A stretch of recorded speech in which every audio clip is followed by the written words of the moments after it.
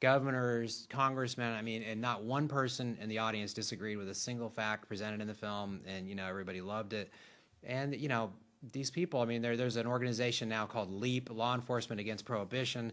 These guys realize that putting kids in jail for doing drugs or destroying children's futures, like a 16-year-old kid or a high school kid gets caught with a joint, so all of a sudden now he can't go to college because of that. You know what that's supposed to help us or help society.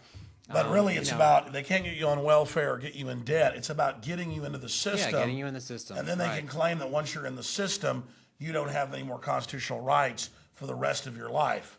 And at first it was you couldn't own a gun for a felony. Now they're saying for misdemeanors. Or have you ever had any mental issue in your life? Yeah. I mean, that's how they make us second-class citizens. Before we go any further and play another clip, for those watching us live on December 19th, 2007, American Drug War is going to be showing tomorrow night here in Austin. Tell folks about that, Kevin. We're going to be at Antone's nightclub. The doors open at 6 and the show starts at 7. Alex is going to be there hanging out. And it's going to be the Austin premiere of American Drug War. You can also go to americandrugwar.com and read about the film and check out some things there. But it'd be great to see some people out there at Antone's tomorrow on Thursday the 20th. At 7 o'clock the show starts. All right.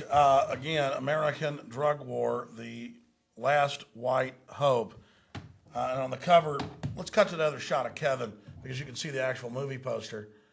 And then when they cut to the other shot, you can see, tell folks what the poster? Yeah, tell folks about the poster. The poster, you know, I mean, I've been through many, many logos. I just really like that one. It shows, you know, obviously it's the famous World War II picture of the Marines raising the flag. You know, the China, Iwo Jima. Yeah, Iwo Jima, Japanese island there after the big battle, and so you know, we've replaced the flag with a dollar bill, so it's kind of like it's going up the nose of somebody, and the guys are standing on a giant pile of cocaine. Yeah, the troops are raising the flag. Yeah. On a giant pile of cocaine. But you get into Iran-Contra in the film, and that's the next clip. Yeah. Set this clip up for people. Well, like I was saying earlier, it's important for the kids today and everybody to revisit Iran-Contra, especially what's going on right now. And, you know, this is basically, you know, we put the history, we put the Iran-Contra thing into a nutshell, but mostly it's to set us up to get into the meat and potatoes of the story, and that is what happened with Ricky Ross and Mike Rupert and you know, and Sully Castillo, and just that whole story, and just trying to tie it together. And I've been very careful of making sure that all these stories are first-hand accounts, and these aren't just coming from, you know, some guy who claimed he was there. These are all people that have been, you know, I mean, verified, that were there involved with these things. So these are all first-hand accounts of the story. And let's go ahead and roll this next clip. Here it is. It is true.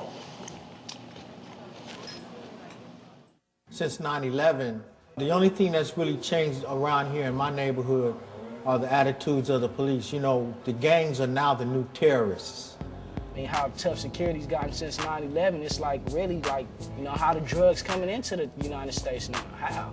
I mean, you know, I don't have an airplane, you know, I don't have a car that's gonna make it with California plates to Mexico and back to Colombia. I can't even drive to Colombia. Yeah, so it gotta be flown. I don't have a boat. It gotta be flown or shipped. There's a great line in the movie Boys in the Hood where Larry Fishburne is saying, hey man, we don't grow it, we don't own any airplanes, we don't have any laboratories. How does it get here? Why does it get here? And that's a very good common sense approach that intuitively the people in South Central understood that there was something much bigger than them that was moving the whole drug issue and the drug war. My parents were staunch Republicans. Back in the 80s, the big concern was not terrorism, it was communism. The Iran-Contra affair was one of the biggest political scandals in U.S. history. Members of the Reagan administration, headed by Oliver North, engaged in the sale of arms to Iran. The proceeds from these illegal deals were being used to fund the Contras, a right-wing guerrilla group that Reagan referred to as his freedom fighters. The Contras were fighting the Soviet-backed Sandinistas for the domination of Nicaragua. The Iran-Contra is very important in history. We have to remember the fact that Iran-Contra its mandate was to investigate the sales of missiles to Iran. Former DEA agent Celerino Castillo not only fought in the international effort of the American drug war, he also had the rare opportunity of carrying a camera and recording some of the regrettable actions of the DEA and CIA while they supported President Reagan and Oliver North's Contra movement. George Bush Sr. came to Guatemala on January 13, 1986.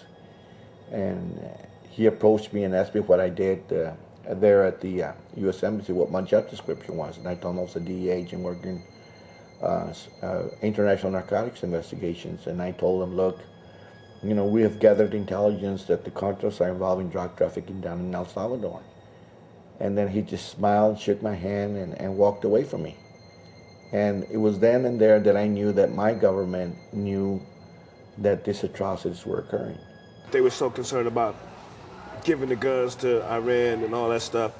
The question should have been asked about all that cocaine flying back over here. In 1986, on American TV, we were all being fed a steady diet of, we're taking down the surrender flag that has flown over so many drug efforts. We're running up a battle flag.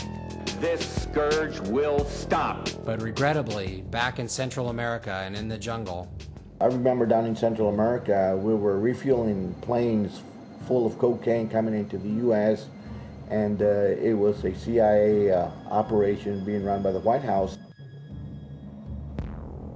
at the same time all of the cocaine from Nicaragua was flowing into the U.S., Freeway Ricky Ross was at his heyday. The average week would at least be $2 to $3 million, almost guaranteed. Some days we would have $2 and $3 million days.